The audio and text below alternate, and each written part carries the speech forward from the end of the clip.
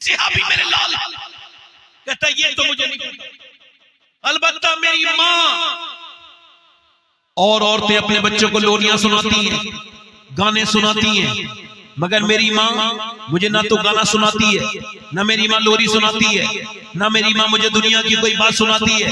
का फिर मेरी माँ रोज मुझे एक सिहाबी की बात बताती है, सोते वक्त एक सिहाबी की दास्तान बताती है। कभी वो अबू बकर सिद्दीक का जिक्र करती है, जरा जोर से बोलो सुभान अल्लाह। कभी मेरी माँ बताती है उमर फारूक आजम कौन थे, कभी बताती है कैसे अबू बकर सिद्दीक नबी पाक को अपने कांधों पे लेकर के चढ़े थे, कभी वो बताती है कैसे उस्मान ज़ुन्नूरैन अपनी दौलत खर्च करते थे, कभी वो बताती है कैसे मौला अली ने गज़वात में इस्लाम की फतेह के लिए अपनी तलवार से बड़ा किरदार अदा किया, कभी वो बताती है कि कैसे बिलाल हफ्सी के सीने पे पत्थर रखे जाते थे और जब बिलाल की खोखों के फूट जाते थे, गरम रेत से जब छाले पड़ते थे और जब वो फूट उसके अंदर जब उसके अंदर जाती थी, जब उसके अंदर जाती थी रेत और जब वो गरम रेत पड़ती थी तो कैसे बिलाल हो वल्लाहु वल्लाहु अहद वल्लाहु अहद करते थे। मेरे मास्टर साहब, मेरी माँ ये कहती है सियाबी वो होते हैं जिससे हुजूर बहुत प्यार करे, मेरे आका बहुत प्यार करे, तो मास्टर साहब मुझे ऐसे ही बना दो जिससे नबी बहुत प्यार करे।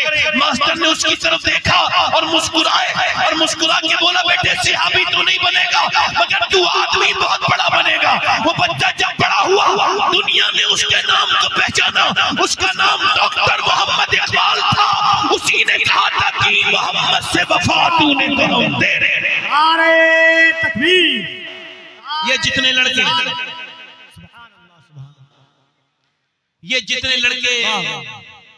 ये जितने भी लड़के खड़े होकर पेशाब करते हैं, ये जितने लड़के पैंट शर्ट पहन के घूम रहे हैं यहाँ पर, इनकी माओं से पूछ लो, ये जो बदनिगाही करते फिर रहे हैं अल्लाह के वली के मेले में, इस उर्स में, इनकी माओं से पूछो जब पेट में थे तो उन्होंने फिल्में देखी थी, ड्रामे देखे थे। इको कम करके भाई आवाज बढ़ाओ माइक। मेरी बहनें, आज मैं अपनी बहनों से गुजारिश कर रहा हूं और गुजारिश करता हूं अपनी बहनों से, बेटियों से, देखो तुम जैसा चाहती हो अपने बच्चे को वैसे ही बनाओगी। माँ जैसा चाहती है बच्चा वैसे ही बनता है। पहले लोग रिश्ता करते थे तो अपनी नस्ल को महफूज करते थे, खराब लड़की के लिए नहीं आने देते थे। वो सोचते थे खराब बहू नहीं आनी चाहिए, बिगड़ी हुई औरत नहीं आनी चाहिए। उनको खबर था अगर बिगड़ी हुई लड़की आ गई एक लड़की पूरी नस्ल खराब कर सकती है। इस वजह से वो एहतियात ये करते थे कि शादी करने से पहले वो देखते थे कि नानी तक करो, यानी नानी नेक होगी तो उसकी बेटी, और बेटी नेक होगी तो नवासी, नानी ने बेटी ने। अब तो कोई हाजी भी कराए ना, हाजी जी फिर भी देखता है मालदार घर मिल जाए, जब बेटे की शादी कर लूं मालदार की तरफ जाता है। ऐसा हाजी हाजी नहीं है जो कारबे भी गया, अरफात भी गया, मिना भी गया, मुजदलिफा भी गया, मगर उसकी नियत ही नहीं बदली। ये हाजी मेरी नजर में बेटा बैठ 2 मिनट के लिए बैठ बेटे, अल्लाह का बेटे नेक आदमी है, तू बैठ जा। देखो ये कितने अच्छे बच्चे हैं, नहीं बैठेगा तो मेरा तो काम है ना रोकना, है ना। हमारा काम क्या है? अजान पढ़ना। अब कोई बेशरम है, बेगैरत है, बिल्कुल ही बेकार है, तो उसको कैसे रोक सकते, है ना। अभी ये फिल्म देखेगा तो पूरी देखेगा लड़का, ये जब ये यूट्यूब देखेगा तो पूरा देखेगा, जब इंस्टाग्राम देखेगा तो 3-3 घंटे देख लेगा, ना तो इसकी उंगली में दर्द होगा ना इसकी आंखें तकेगी। जो इसका नफ्स इसको बदनिगाही पे बदनिगाही करता है।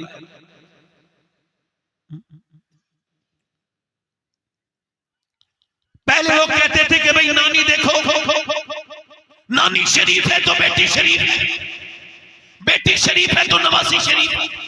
अब तो देखते हैं माल होना चाहिए चाहे कैसी भी लड़की हो। इसी वजह से गरीबों की नेक लड़कियां, शरीफ लड़कियां, पर्दे वाली लड़कियां, पाबंदे सलात और सौम लड़कियां, आज वो उनके रिश्ते नहीं आ रहे। अमीरों की बिगड़ी हुई बेहया लड़कियां, बेगैरत लड़कियां, उनके बाप के मान ले, उनके सारे ऐप छिपा दिए। अब जरा तवज्जो करो, आपने अपनी बेटी की शादी की, बड़ी मालदार, आपने मालदार है, आपने बहुत लंबी दावत की, आपने बड़े मेहमान बुलाए, बड़े जहेज आपने दिए, कीजिए, मगर सुने जब आपकी उस लड़की का जहेज और उस शादी की शान देख करके सारे अमीर गए और उन्होंने तुमसे हसद किया और तुमसे जेलस हुए, वहीं पे एक गरीब की लड़की भी गई थी देखने शादी, और रात को आके उसने मुसल्ला बिछाया और अल्लाह के सामने रोने लगी, कहने लगी मेरे मालिक, ना तो मेरे बाप के पास कभी दौलत इतनी आएगी, ना मेरे कभी हाथ पीले होंगे, ना मेरी कभी शादी।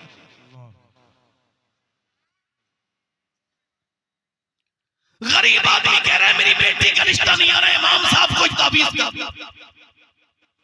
मौलाना साहब, सैयद साहब कोई ताबीज दे दो, मेरी बेटी का रिश्ता नहीं आ रहा। अब उस गरीब बाप को कौन समझाए कि ताबीजों से आजकल रिश्ते नहीं आते, आजकल दौलत से रिश्ते आते हैं, वो तेरे पास है।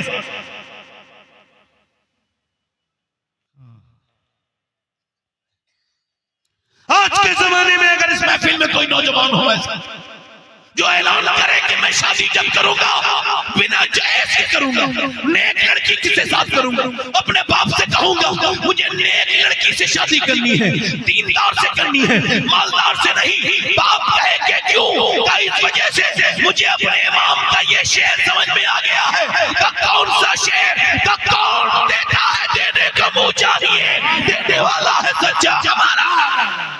नारे तकबीर, नारे रिसालत, उर्से हलीमी, फैज़ाने हलीमी। पहले लोग कहते थे कभी नानी तक चेक करो, नस्ल को महफूज करो, कोई कुरान पढ़ने वाली लाओ, कोई दुरूद पढ़ने वाली लाओ, कोई नमाज पढ़ने वाली लाओ, ताकि मेरे घर में मेरे बच्चों पे असर हो। अब तो नहीं देखते, मगर इस्लाम कहता देखो, अगर तुम्हें नानी देखनी है तो मक्के की खदीजतुल कुबरा को देखो, और अगर नवाब बेटी देखनी है तो मदीने की सैयदा फातिमा ज़हरा को देखो, नवासी देखनी है तो करबला की ज़ैनब कुबरा को देखो। वाह वाह।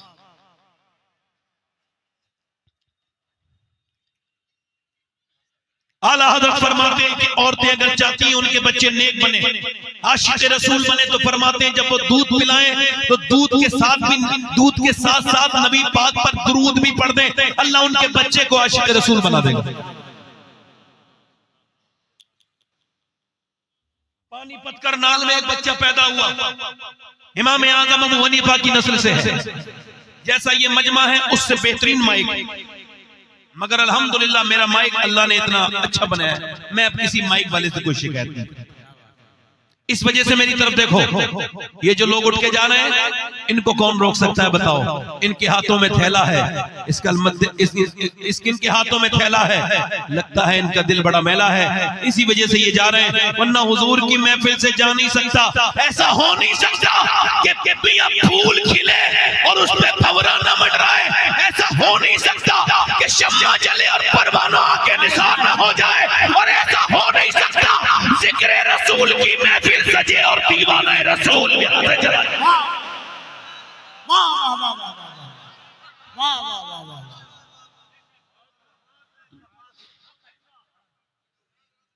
इमाम आज़म जरा गौर करो, इमाम आज़म अबू हनीफा की नस्ल से एक बच्चा पानीपत में पैदा हुआ। ई को कम कर दे माइक वाले भाई, थोड़ा सा आवाज हल्की सी ठीक कर दे।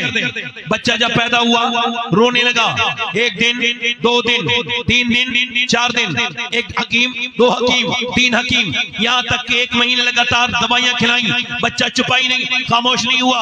वहां से हजरत एक महीने के बाद फखरुद्दीन बाउद्दीन मकरी ज़करिया मुल्तानी के दामाद गुजर के जा रहे थे, उन्होंने जब सुना अपने मुरीदों से कहा ये जो बच्चा तुम देख रहे रो रहा है, ये रो नहीं रहा है बल्कि अल्लाह का वली है, अल्लाह को याद कर रहा है। वो लोगों ने कहा कैसे? आओ दिखाता हूं। दरवाजे पे जाके पहुंचे, कोई है? कहा जी ये मेरा बेटा है। आपका बेटा रो रहा है? कहा आपको मुबारक हो, आपके घर में अल्लाह का वली पैदा हुआ।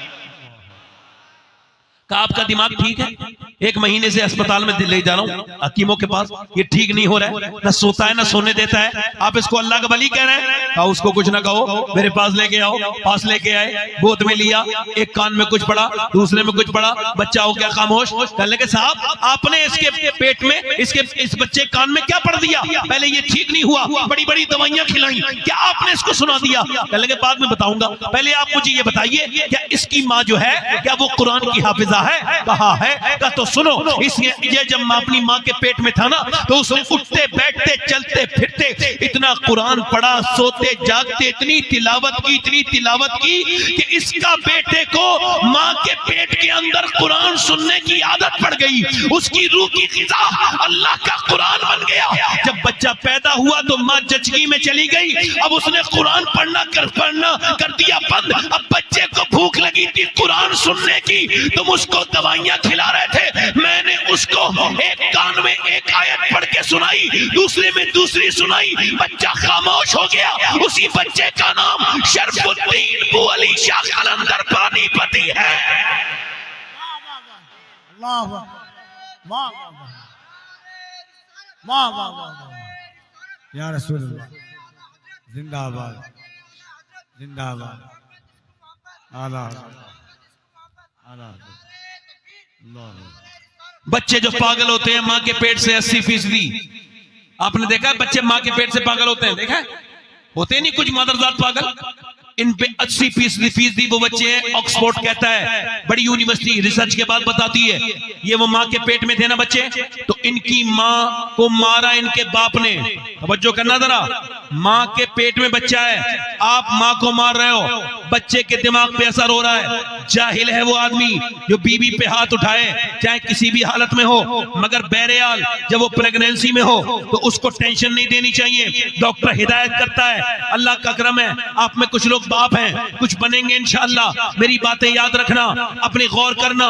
बच्चा जब प्रेगनेंसी में औरत जाती है डॉक्टर के पास, तो वो कहती है डॉक्टरनी या डॉक्टर, ये देखो तुम ये चाहती हो तुम्हारे बच्चे की मेंटली हेल्थ बिल्कुल स्ट्रांग रहे, तो तुम टेंशन न लेना, ब्लड प्रेशर अपना न बढ़ने देना, ज्यादा फिक्र न करना, अच्छी ग़िज़ाएं खाना, अच्छी ग़िज़ाओं खाएगी तो बच्चों पे असर होगा।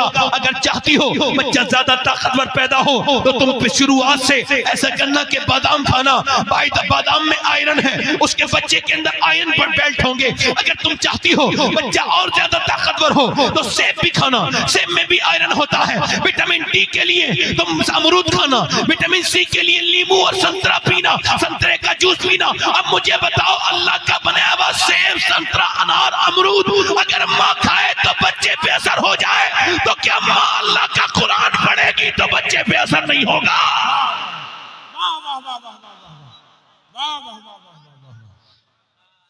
अब बच्चा रोया, मोबाइल दे दिया। ये जो औरतें अपने बच्चे को मोबाइल देती हैं रोते वक्त, याद रखें, कैमरन यूनिवर्सिटी कहती है जो बच्चे अपने बच्चों, अब औरतें अपने बच्चों को रोते वक्त मोबाइल देती हैं, इनके बच्चों को ये मोबाइल नहीं दे रही हैं बल्कि ड्रग्स दे रही हैं, जहर दे रही हैं, अपने बच्चों की जिंदगी के साथ खिलवाड़ कर रही हैं। ये उलमा, ये हुफ्फाज, ये कुर्रा, ये सब अपने वालिदैन के फरमाबरदार होते हैं कि नहीं होते? अरे मौलाना लोग होते हैं कि नहीं होते? बोलो अक्सर होते हैं। 99% कोई एक दलील तुम्हारी नजर में हो तो भूल जाओ। 99% होते नहीं होते? अच्छा क्यों होते हैं मालूम है? जब बच्चा आपका बड़ा हो, इमाम गजाली कहते हैं बच्चा जब बोलने के लायक हो और जब वो बोलना शुरू करे, 1-1.5 साल का बच्चा, उसको गोद में ले बाप और तजर्बा करे और उससे कहो बेटा अल्लाह अल्लाह अल्लाह अल्लाह अल्लाह। अब आप कह रहे हो अल्लाह अल्लाह अल्लाह, बच्चा जो बिल्कुल कुछ नहीं जानता है मगर वो जवाब दे रहा है अब्बा अब्बा अब्बा। अब बाप कह रहे अल्लाह अल्लाह अल्लाह, बच्चा कह रहे अब्बा अब्बा। इमाम गजाली कहते हैं वो कहता थोड़ी है, उससे अल्लाह कहलवाता है। देख तूने इसे मेरा नाम सिखाया है, मैंने इसे तेरा नाम सिखा दिया।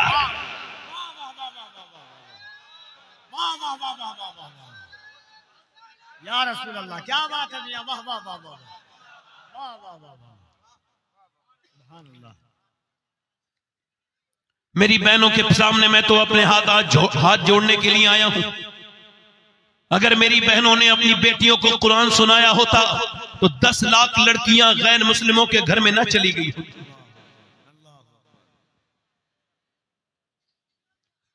अगर मेरी बहनों, मेरी बेटियों ने अपने बच्चों को कुरान सुनाया होता, दुरूद सुनाई होती, दुरूद पढ़ना सिखाया होता, तो आज नौजवान शराब में मुब्तला ना होते।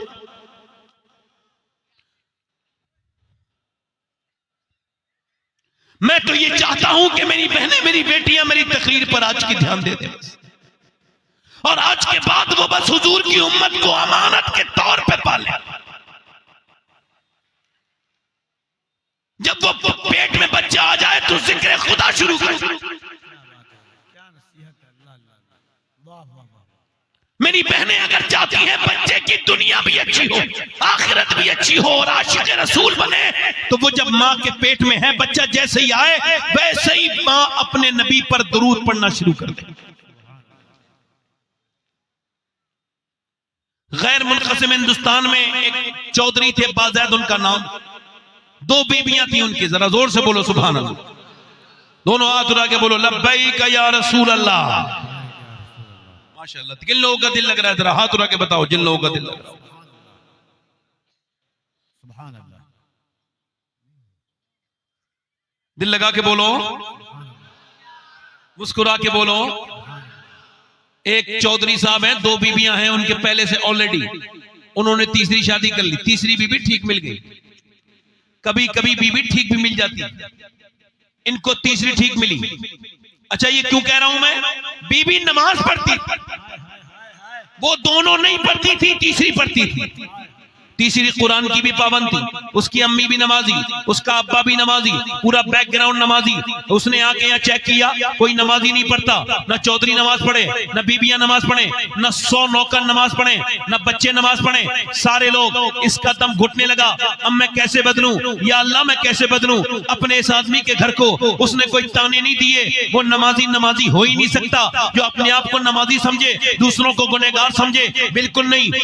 बल्कि नबी पाक का सच्चा आशिक रसूल वो है और हुजूर का सच्चा उम्मती वो है जो खुद भी नमाज पढ़े और अपने घर वालों को, आसपास वालों को भी नमाजी बनाने की फिक्र में लगे। उसने सोचा कि नमाजी कैसे बनाना है, तो उसने देखा चौधरी सोता तो बैठक में है, दूध लेके जाता है उसका नौकर उसके लिए। तो कहने लगा चौधरी साहब, उससे बोला वो, उससे बोली नौकर से, तुम चौधरी साहब के लिए दूध लेके नहीं जाओगे, मैं लेके जाऊंगा।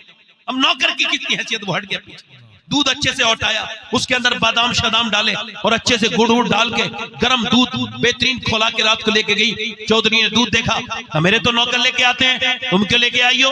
मेरी बीबियां 2 हैं, वो कभी नहीं लेके आई, कभी उनको छोड़ो, मेरा हक बनता है पहले। चौधरी साहब आपकी खिदमत करने का, आप लीजिए दूध पीजिए। दूध इतना बेहतरीन जायकेमंद था, पीते दिल खुश हो गया, ऐसा बेहतरीन दूध। उसने कहा चौधरी साहब जरा आपके पांव भी दबाने की इजाजत दें, देखें नसीहत करने का तरीका कितना अच्छा है। कुछ लोग नसीहत करके काम संभालने के बजाय और बिगाड़ देते हैं। इसी वजह से नसीहत करना आसान है और नसीहत कब करना, कहां करना, कैसे करना, यह बड़ा मुश्किल काम है। यह बुजुर्गों का तरीका है। तभी तो एक ना तजर्बेकार की नसीहत इंसान को बिगाड़ देती है और एक अल्लाह के नेक बंदे की नसीहत इंसान को वली। मेरी बात से इत्तेफाक रखते हैं आप लोग? नसीहत का अंदाज अच्छा होना चाहिए। अब इसने एकदम तो नहीं कहा नमाज पढ़ो, एकदम नहीं कहा ना, पहले क्या किया? दूध पेश किया। कल लीजिए चौधरी साहब दूध पीजिए। उसने दूध पी लिया। अगर आपके पांव दबाना चाहती हूं, कहा क्यों? कहा अपने घर में अपने माँ बाप की खिदमत करती, अब आप मेरे सरताज हैं, आपकी खिदमत मेरे ऊपर लाजिम है, अब आप ऐसा कीजिए कि मुझे इजाजत दीजिए। उसने पांव दबाने शुरू किए। अच्छा, वो जानती भी थी पांव दबाना, कुछ लोग तो पांव दबाते हैं तो और दर्द कर देते हैं, उसको पॉइंट पता थे। दबाना शुरू किए ना, चौधरी को रिलैक्स फील होने लगा। चौधरी को जैसे ही नींद आई और वैसे ही उसने खर्राटे शुरू किए। कहने लगी चौधरी साहब, अच्छा आपको नींद आ रही है और मैं भी जा रही हूं, अगर बुरा ना माने और सुबह को फजर की नमाज में उठा दूं। सुभान अल्लाह, सुभान अल्लाह। अब एक तो चौधरी, दूसरा मर्द, दो अंदर उसके घमंड की आलामात। मर्द तो अक्सर घमंडी होते हैं, 100 किलोमीटर सफर करके घर में आके कहेंगे पानी लेके आओ। अरे तो 100 किलोमीटर सफर कर लिया, 4 कदम दूर पानी भी पी ले, मगर चूंकि दादागिरी जहां चलती है वहां चलाता जरूर है। तभी हुजूर ने फरमाया तुम में बेहतर वो है जो अपनी बीवी के लिए बेहतर है। ठीक है बात नहीं? अब सुनो, उसने कहा चौधरी सुबह फजर में उठाऊं, उसने बागिया से बदतमीज, मुझे समझाएगी। उसका दिल तोड़ दिया। नहीं, अल्लाह वालों का इतनी जल्दी नहीं टूटता है। मुबल्लिग कोई ऐसा थोड़ी होता है, खुदा की कसम, मुबल्लिग तो वली होता है। मुबल्लिग तो वो होता है जो अपने रब से जब तक दुआएं मांगता रहे, जब तक उसकी तबलीग पूरी असर न कर जाए। उसने ये नहीं कहा कि मैं तुझे नमाज पढ़ाने के लिए डांटते क्यों हो, कुछ नहीं बोली, बिल्कुल चली गई, मगर रास्ता नहीं बदला। दूसरे दिन फिर आई, फिर वही दूध लेके आई। उसने कहा फिर तुम दूध लेके आई हो, फिर नमाज के लिए कहोगी? कहा चौधरी साहब नमाज के लिए देखती हूँ, आप मेरा हक तो न छीने, खिदमत करना तो मेरा हक है। उसने दूध कल याद किया, बच्चा था, उसको थोड़ा सा लालच हुआ, दूध पी लिया। जरा पांव भी दबाना चाहती हूँ, ठीक है, पांव भी बेहतरीन दबाए। दबाते दबाते दबाते चौधरी को फिर खर्राटे शुरू हुए। चौधरी जैसे ही सोने लगा, कह लगे चौधरी साहब आप भी सो रहे हो और मुझे भी फिर नींद आ रही है। देखो बुरा ना मानना और आप जरा गुस्सा और जलाल ना फरमाना, अगर बुरा ना मानो तो फजर की नमाज में आपको सुबह उठा दूं। आओ देखा ना दाऊद। चौधरी ने एकदम अचानक लात मारी, उसके लगी लात नीचे गिरी, पत्थर की नोक पे उसका मुंह लगा और जैसे ही मुंह लगा उसका मुंह फट गया, मुंह से खून के कतरे नीचे को गिरने लगे। और जब मुंह के से कतरे नीचे खून के निकले, एक लफ्ज भी नहीं बोली, ये भी नहीं बोली मैं तुझे नमाज के लिए तो कह रही हूँ। न जाने कितनी नेक माँ की औलाद थी वो, उसका बाप कितना शरीफ होगा जिसने ऐसी बेटी की तरबियत की है। कहाँ गई ऐसी औरतें, कहाँ गई वो नेक बच्चियां? वो मियाँ अल्लाह की वलिया थी, एक लफ्ज भी नहीं बोली। कितनी आला ज़र्फ की थी वो खातून। चली गई मगर आती रही, जाती रही, आती रही, गालियां भी खाती रही, पिटती भी थी। कई हफ्ते गुजरे, चौधरी के दिल में कुछ रहम आ गया। चौधरी बोला ये बता तू चौधरी की बेटी है, मारती है, मारता हूं, पिटती है, गालियां खाती है, फिर भी तुझे क्या लालच है जो मुझसे नमाज के लिए कहती है? कहने लगी चौधरी और कोई लालच नहीं, बात यह है मैं नमक हराम नहीं हूं, नमक हलाल। चौधरी अगर तू बेनमाजी होके मरेगा, नबी फरमाते बेनमाजी जब मरेगा उसको इतनी प्यास लगेगी 7 समंदर का पानी भी अगर वो पी ले तो उसकी प्यास नहीं बुझ सकती। जो अपने रब के सामने झुकता नहीं, जो अपने रब को याद नहीं करता, चौधरी बेनमाजी कब्र में जलील होगा, जलील होके मरेगा। चौधरी बेनमाजी जहन्नम में जाएगा, बेनमाजी कयामत के दिन फिरौन और नमरूद के साथ खड़ा होगा।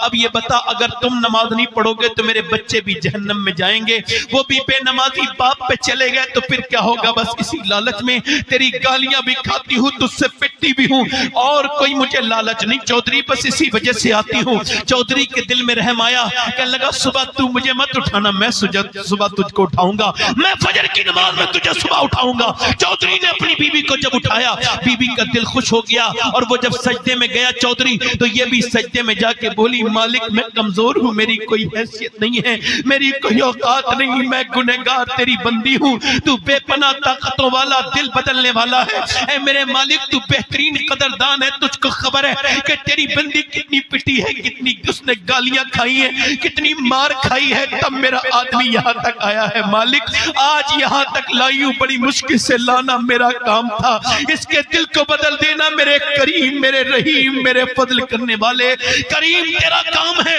ऐसी रोई अल्लाह ने चौधरी के दिल को ऐसा बदला, अर्श से टकराई उसकी आंख कि चौधरी की फिर कभी तहज्जुद की नमाज भी कज़ा नहीं होती थी। उसने एक बड़ी सी आलीशान मस्जिद बनवाई, बल्कि फिर मसाजिद बनवाई। उसने हर गांव में एक बेहतरीन मस्जिद बनवाई, पूरे 100 नौकर नमाजी, उसकी बीबियां नमाजी, उसके बच्चे नमाजी, पूरे इलाके में नमाज की लहर दौड़ गई। उलमा पढ़ाने वाले आ गए, मदरसे चालू हो गए। एक औरत ने पूरे इलाके को बदल के रख दिया, एक वलिया ने पूरे इलाके को बदल के रख दिया। मियां जब उन दोनों के दरमियान बच्चा पैदा हुआ तो कोई आम बच्चा नहीं था, बकौले हुजूर मुफ्ती आज़म हिंद, वो अपने वक्त का सुल्तान मोहम्मद बाहू था, अपने वक्त का कुतुबुल अक़ताब था, जिसने कहा था तस्बीह फिरी पर दिल नहीं फिरिया, की लेना तस्बीह पढ़ के हूँ, इल्म पढ़ा पर अदब न सीखिया, की लेना इल्म नु पढ़ के हूँ। जब माँ बाप पंजाब में नमाज पढ़े तो बेटा सुल्तान मोहम्मद बाहू बनता है, जब माँ बाप नमाज पढ़े कलियर वाले के तो फिर अलाउद्दीन मखदूम अलाउद्दीन साबिर बनता है। जब माँ बाप नमाजी हो मुजद्दिल फिसाने के तो फिर वो मुजद्दिल फिसानी शेख सरहिंदी बनता है। जब माँ बाप नमाज पढ़े इमाम अहमद रजा के तो बेटा बरेली का आला हजरत बनता है। जब माँ बाप नमाज पढ़े मोइनुद्दीन चिश्ती के तो बेटा अजमेर का सुल्तान सुल्तानुल हिंद बनता है। जब माँ बाप नमाजी हो अब्दुल कादिर जिलानी के तो उसका बेटा गौसे आजम बनता है। जब माँ बाप नमाज पढ़े मदीने की सरजमीन पर तो बेटा फिर करबला में सर झुकाता है और कहता है मेरी माँ फातिमा आप जब रात को सजदा करती थी तो सुबह को मेरी वालदा उठा भी लेती थी, मगर हुसैन जब करबला में सर झुकाएगा तो कयामत में ही उठाएगा। नारे तकबीर, दोनों हाथों को उठाकर नारे तकबीर, नारे रिसालत, फैज़ाने गौसे आज़म, फैज़ाने गरीब नवाज, फैज़ाने मखदूम अशरफ, उर्से हलीमी, मसलके आला हजरत। सुभान अल्लाह, सुभान अल्लाह, वाह वाह वाह वाह। मैं अपनी बहनों को तलाश कर रहा हूं, अपनी बेटियों को। मैं आज अपनी बहनों से कहता हूं, देखो इकबाल कहता है कितनी खूबसूरत घर बनाओ, उलमाए किराम की तवज्जो नहीं दुआएं, और आपकी तवज्जो चाहता हूं। इकबाल कहता है कितनी खूबसूरत घर बन रहे हैं, नहीं बन रहे आजकल, ये टाइल्स यहां लगेगी इस टाइल को। इकबाल कहता है कितनी खूबसूरत घर बना लो, कैसे ये आलीशान मंजिल खड़ी कर लो, मगर उस घर को बर्बाद होने से कोई बचा नहीं सकता जिसमें घर में नबी की बेटी सैयदा फातिमा की बातें नहीं होंगी। क्यों क्यों क्यों क्यों इधर देखो, क्यों? इस वजह से कि घर है औरत से, औरत है हया से, और हया है सैयदा फातिमा से। सुभान अल्लाह, वाह वाह वाह वाह वाह वाह वाह वाह वाह वाह वाह। हया है सैयदा फातिमा, सैयदा फातिमा से, सैयदा से, तैयबा से, आबिदा से, जाहिदा से। तवज्जो करें, मखदूमा कायना, तवज्जो करें। आजकल क्या मामला है, एक देखो सैयदा खतीजतुल कुबरा की बात बताता हूं। सैयदा खतीजा को कौन कौन जानता है, जरा हाथ उठा के बताओ, बताओ कौन है सैयदा खतीजा?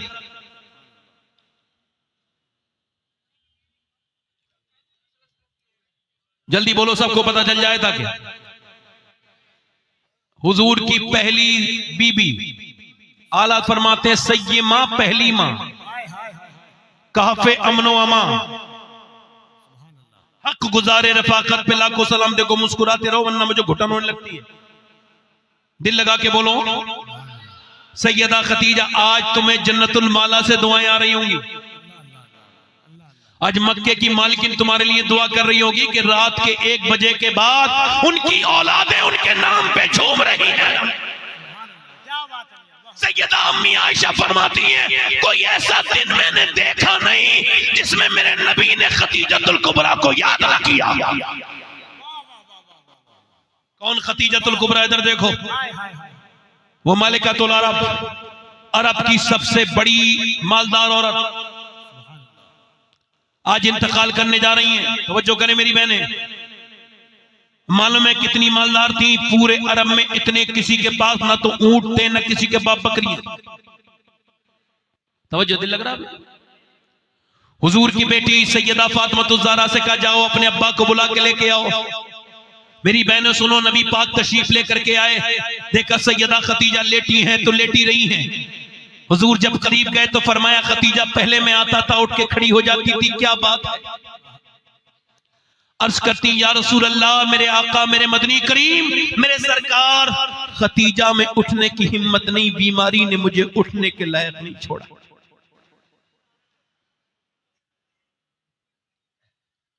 बेटे बैठ जाओ, बेटे सवाब मिलेगा बैठने का।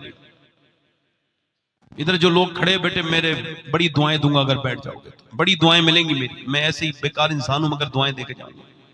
बैठ जाओ, अच्छे लोग, बस बस बस ठीक है, खड़े रहो, बाकी बस बैठे। दिल लग रहा आप लोगों को? नहीं,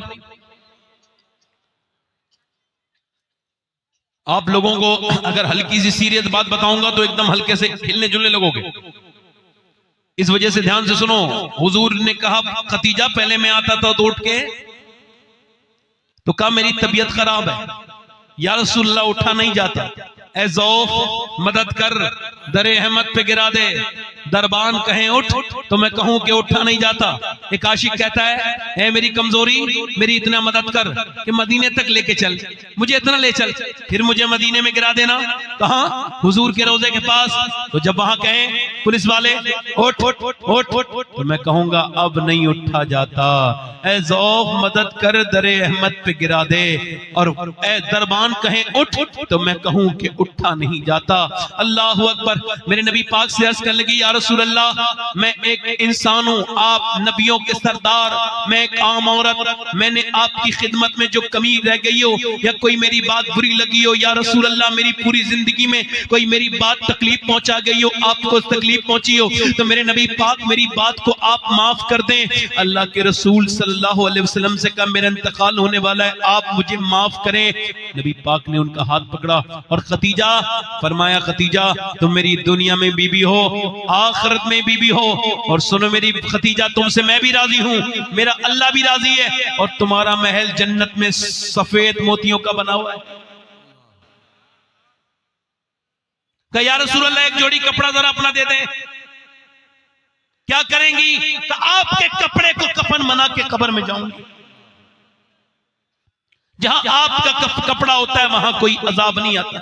सरकार ने फरमाया, खतीजा कैसी बात करती हो, कपड़े की बात करती हो, तुम कहो तो मैं अपनी खाल तुमको निकाल के दे दूं। फिर आखिरी बात कही, मेरी बेटियों, मेरी बहनों, जरा कान खोल के सुनो, आखिरी बात कही, या रसूल अल्लाह, आप मैंने 3 बेटियों की शादी कर दी, मेरी फातिमा रह गई है, आप इनका ख्याल रखना। 6-7 साल की बच्ची को हुजूर ने गोद में ले लिया, और जब हुजूर की बीबी सैयदा खतीजा का विसाल हुआ, उस साल को नबी ने गम का साल कहा।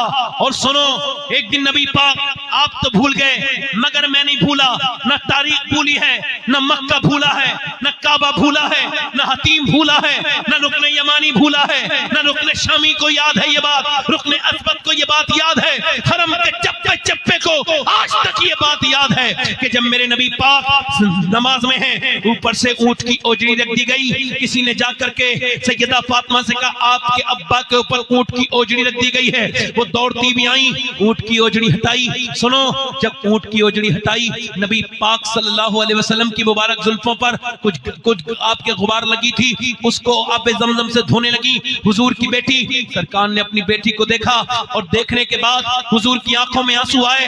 सरकार की बेटी ने क्या अर्ज की, ऐ मेरे अब्बा आप मत रोइए। मेरी अम्मी खतीजा कहती थी, फातिमा चाहे खतीजा रहे न रहे, एक दिन वो आएगा, अल्लाह तेरे बाप को बहुत इज्जतें अता फरमाए।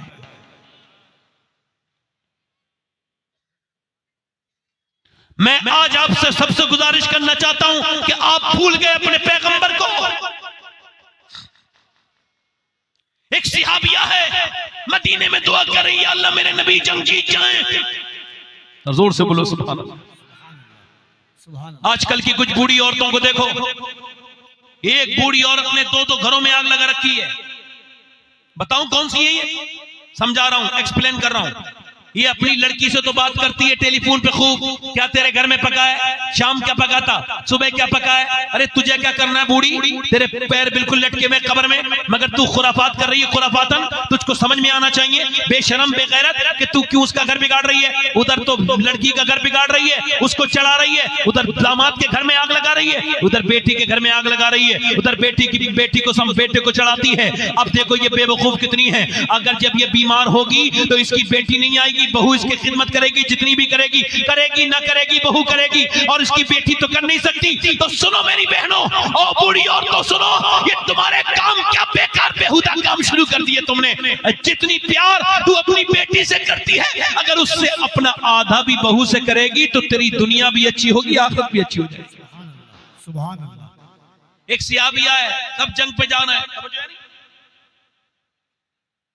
वो कहती है हुजूर मैं भी जाऊंगी, उम्मे अम्मारा नाम, कब मैं भी जंग पे जाऊंगी। कहा जा रहे भैया इतना बड़ा नहीं, बैठ जाओ, हम भी सब जानते हैं भाई। अभी मैं कहूं 1 लाख रुपया मिलेगा, उठना नहीं तो मर जाओगे, उठोगे। जाओ जल्दी जाओ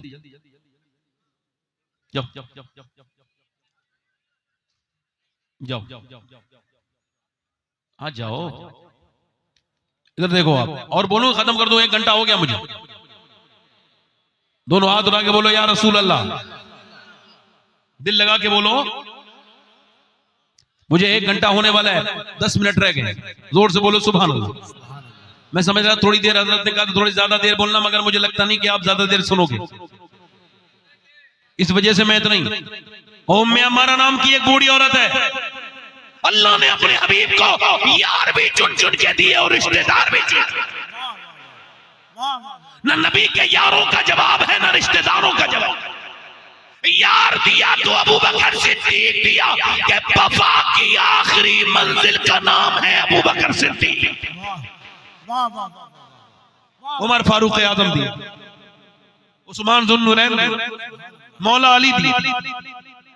वो जाए कि नहीं? उम्मे अम्मारा नाम की औरत का हुजूर मैं भी जंग में जाऊंगी। और सुनो मेरी बहनों, सरकार ने फरमाया तुम क्या करोगी? कि मैं जख्मियों को पानी पिलाऊंगी। और सुनो मेरे भाइयों, मेरे दोस्तों, अब जब जंग शुरू हुई वो जख्मियों को पानी पिला रही थी, अचानक देखा कि कुफ्फार ने हुजूर को अपने नरगे में ले लिया और सरकार के ऊपर हमले करने लगे शिद्दत से। उम्मे अम्मारा के हाथ में तलवार थी, उसने उठाई तलवार, आके खड़ी हो गई हिफाजत में। सरकार ने उसकी तरफ देखा, कहने लगी हुजूर मैं औरत जरूर हूं, मगर जब तक मेरी जान में जाने इधर से कोई आपकी तरफ नहीं आएगा। तलवार लेके एक 70 साल से भी ज्यादा उम्र की औरत तलवार लेके खड़ी हो गई। अब कुफ्फार होते हैं बिल्कुल, इनके दिल बिल्कुल ये होते हैं बुज़दिल, इन्होंने उस औरत समझ के उसमें हमला किया। एक ने आकर के हमला किया, उम्मे अम्मारा ने तलवार में तलवार उसकी उलझाई और एक झटका मार के तलवार उसके हाथ से फेंकी और उसके फिर सर काट के रख दिया। उसके बाद दूसरा आया, तीसरा आया, औरत समझ के 7 लोगों ने हमले किए, मगर 7 को एक साथ जहन्नम में पहुंचाया। जब उसकी तलवार 7वें को मार के ऊपर को आ रही थी तो कुफ्फार में भगदड़ मच गई। कहा मुसलमानों से नहीं लड़ सकते, भाग रहे थे। कहा क्यों? क्या इस वजह से कि जब उम्मे अम्मारा की तलवार में इतनी धार है तो अली की तलवार का आलम क्या होगा? वाह वाह वाह। नारे तकबीर, नारे रिसालत, नारे हैदरी, नारे हैदरी। सुभान अल्लाह। वाह वाह। सहाबिया दुआ कर रही है, उधर जंग चल रही है, उधर दुआ हो रही है।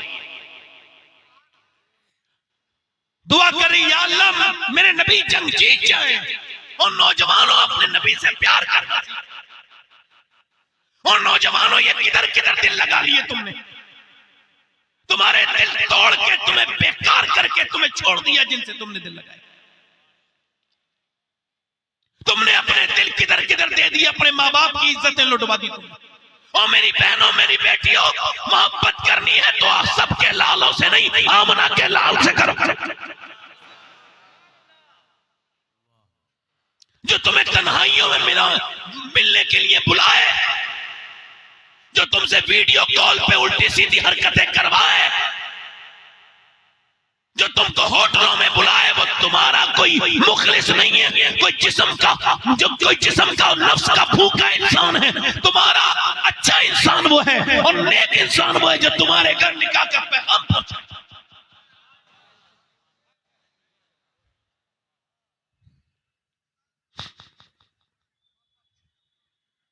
जब होयो के होटलों में से मुसलमान लड़कियां दरियाफ्त होने लगे तो मुसलमानों को सर जोड़ के नहीं बैठना चाहिए था?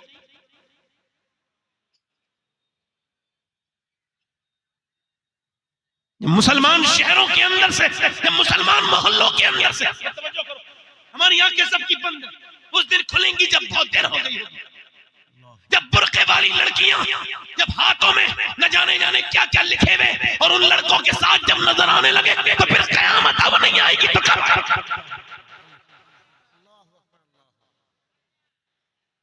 आंखें मूंद ली, जैसे कबूतर पे जब हमला करता है बिल्ली हमला करती है तो कबूतर आंखें मूंद लेता है। मेरे घर में थोड़ी हुआ है। अरे मुसलमानों, होश के नाखून ले लो भाई, कुछ समझ जाओ, कुछ अपनी बहन बेटियों को कुछ समझाओ, कुछ अपने बच्चों को समझाओ। मेरी बहनों मेरी बेटियों, अपनी इज्जत की हिफाजत करो। अल्लाह ने तुम्हें ऐसा सेंस ऑफ ह्यूमर दिया है कि तुमको सेकंड के आधे हिस्से में पता हो जाती है कि ये देखने वाला तुम्हें देखेगा। तुमसे बात करने वाला किस नियत से बात कर रहा है, अल्लाह ने तुम्हें यह अकल दी है, फिर भी अपनी इज्जतों को दागदार न कराओ। सहाबिया दुआ कर रही है, या अल्लाह मेरे नबी जंग जीत जाए। मेरी बहनों प्यार करना सीखो हुजूर से। क्या दुआ कर रही है? अल्लाह मेरे नबी जल्दी बोलो, मेरे सरकार जंग, हुजूर जंग जीत जाए। बाप जंग में है मगर ये दुआ नहीं हो रही है बाप बच जाए। भाई जंग में है, ये दुआ नहीं हो रही भाई। बेटा जंग में है, जवान पला पलाया, मगर ये दुआ नहीं हो रही मेरा बेटा बच जाए, बल्कि दुआ ये हो रही है अल्लाह मेरे नबी जंग जीत जाए। किसी ने आकर के कहा हुजूर तो जंग जीत गए मगर तेरा बाप शहीद हो गया। अब बाप की शहादत की खबर तो उसे ही पता होगी ना जिसने बाप का सुना होगा मौत। आपको तो इस गम का एहसास नहीं हो सकता जिनके वालिदैन जिंदा है। हमारे यहां तो ये कि पहले बाप को रुलाते हैं, फिर वो मर जाता है तो रोते हैं। जीते जी बाप की बेइज्जती करते हैं, बाद में उसके लिए खूब लंबी दावतें करते हैं।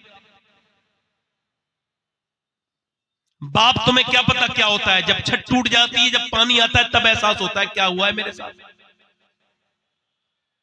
दुनिया में सारे दोस्त मिल जाएंगे, खूब अच्छे मोहब्बत करने वाले मिल जाएंगे, मगर दुनिया में बाप की कोई दूसरी मिसाल नहीं है। 25 साल हो गए मेरे भाइयों, आप बीती बता रहा हूं, आप बीती जग बीती नहीं। 25 साल हुए मेरे वालिद को विसाल किए। 25 साल से मिंबर रसूल पे कसम खा के कहता हूं, 25 साल से एक दिन ऐसा नहीं गुजरा है जो मैंने अपने बाप को याद न किया।